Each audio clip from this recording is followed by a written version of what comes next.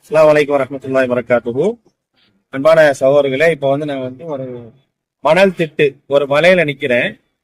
இந்த மலைக்கு பேர் என்ன அப்படின்னா ஜபலுல் மலாயிகா அப்படின்னு பேர்.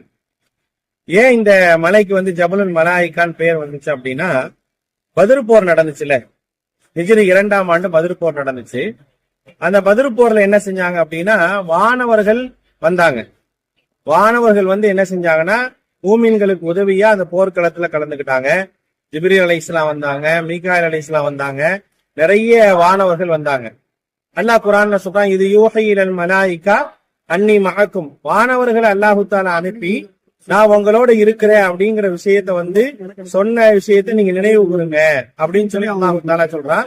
ஃபத்ரிபு ஃபௌகல் அனாக், அந்த எதிரிகளுடைய கழுத்துகளில் நீங்கள் வெட்டுங்கள் அப்படின்னு சொல்லி அல்லாஹ் சொன்னானே.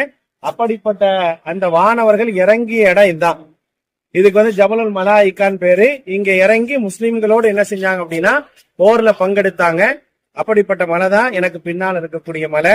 அல்லாஹ் ரப்புல் ஆலமீன் அடையாளங்களை வைத்திருக்கின்றான். அந்த அடையாளங்கள் என்பது நாம் படிப்பினை பெறுவதற்காகவும் பாடம் பெறுவதற்காகவும், ஈமான் உறுதியாக இருந்தது என்று சொன்னால், அல்லாஹ்வின் மீது அதிகமான நம்பிக்கை வைத்தோம் என்று சொன்னால் வெற்றி என்பது நமக்குத்தான் அப்படிங்கிறதுக்கு இது மிகப்பெரிய ஒரு உதாரணம்.